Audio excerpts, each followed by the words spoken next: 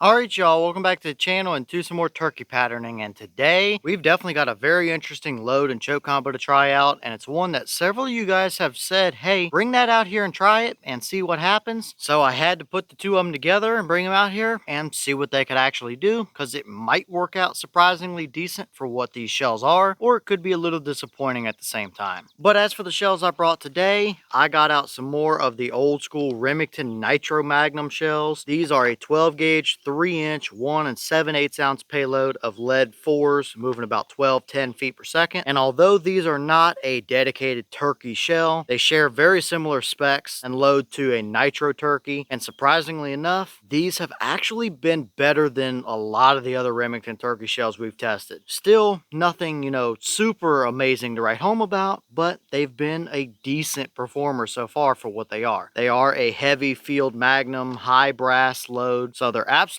turkey capable, but what can they do through today's choke combo? And as for that combo, I brought out the Remington 1187. It has a 28-inch barrel on it, and for the choke, we've got an Indian Creek 665 in here today. I had several of you guys say, hey, some of these older Remington shells tend to perform pretty well through an Indian Creek, so bring it out and try it and see what happens. So here we go. I know sometimes these Indian Creeks can be a little bit picky with what shells they like, and Remington is not known to be the highest quality or the best performing shells, so this combo might work out pretty decently, or it could be a little bit of a letdown as well, so we'll see what happens. But as for today's test, everything is set up the same as usual. The turkey target is at 40 yards, and I've got the chronograph so we can get our velocity. So let's get you guys to view that target and see how well the old Nitro Magnum 4s can do through the 665 Indian Creek. I don't know quite what we're going to see. Could be good, could be terrible, could be somewhere in the middle. So let's take our shot and see what it gives us.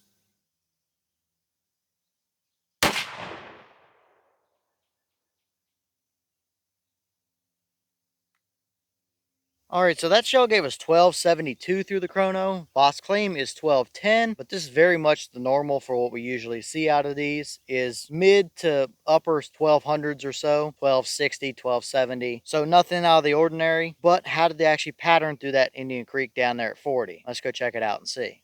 Alright, so now we're down here at our 40-yard paper, and this is what we got. And yes, we absolutely do have a dead turkey. There's two definitely right through the brain there, and several more down the spine. So absolutely a 40-yard capable turkey pattern all day long. And I gotta say right off the bat, this is definitely pretty interesting. This pattern is probably better than any of the Remington Nitro turkeys or Premier Magnum turkeys that we've tested so far. We actually saw a pretty decent pattern here, really. This is a very basic load of lead 4s, so we know they're not going to be Longbeard XR type of territory, and they're a Remington shell as well, so they're kind of limited a little bit on what they can do. But really, this isn't horrible. I mean, we might have been just a touch low and maybe a touch left there, but still, there's nowhere on that paper he can move to and get away from you. And it's a pretty even central 10 inches or so of that pattern right there as well, which can be a little bit of an issue with lead 4 sometimes, and them being a little bit on the splotchy side, but that's not terrible. Around the edges, we do pick up a little bit of stringy stuff and a few flyers around there as well, so it's not perfect around the edges, but that pattern definitely shows a lot of good potential. It's a combo that I would hunt with if that's the shell I had, and I can't really say that about a ton of other Remington loads that I've tested. And I'm curious here what the pattern would look like if we moved constriction just a little bit to my Indian Creek 670. I'm curious if we would bring in some of those edges just a little bit more, because this is kind of right on that borderline where 665, not overly tight for a turkey choke, but it's a lead 4 and they might prefer a little more breathing room. I don't think our pattern is completely blown out necessarily, but it's kind of on the edge where it could be starting to open the edges up a little bit, or with these being a very cheap basic shell, could still prefer a little more constriction. But I definitely think it's worth trying my Indian Creek 670 and seeing what happens, because that could potentially be a pretty good combination for these. And of course, I think we should try something in the 660 range as well and see what happens, because they might like that. But overall, not a horrible pattern for today. And kind of once again, these Nitro Magnum shells continue the trend of being a little bit better than what the rest of the more modern turkey loads from Remington can give us. So for what it is, that's not terrible at all.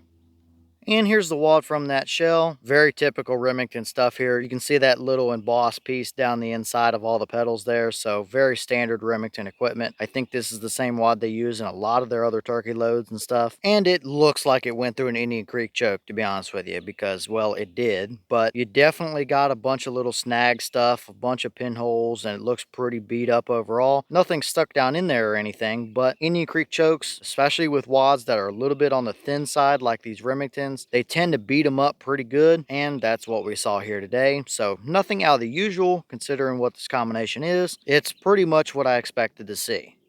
Alright y'all, well, what did you think about that pattern right there? For being not a turkey shell and a Remington load at that, that's pretty solid. I mean, that's just as good, if not a little bit better than any of the other Remington Nitro turkeys or Premier turkeys that we've tested. Remington hasn't had the best track record for producing good patterning turkey shells over the last, decade or so, really, to be honest with you. But that is pretty solid. It's absolutely a usable combination, which some other Remington stuff, we can't really say that about. So I think we might be on the right track here. Maybe that Indian Creek 670 might be about the perfect combo for these. It might even our edges up just a little bit more than that. Since they are a pretty basic load of lead 4s, they might like the little more breathing room. Or who knows, something like a 660 might give us a little bit tighter of a core, but I don't know what it would do with the edges because it might blow them out a little bit more. But I definitely think it's worth testing these more through a couple different chokes and a couple different constrictions, because I think we've got a better shell than what Remington puts out in their actual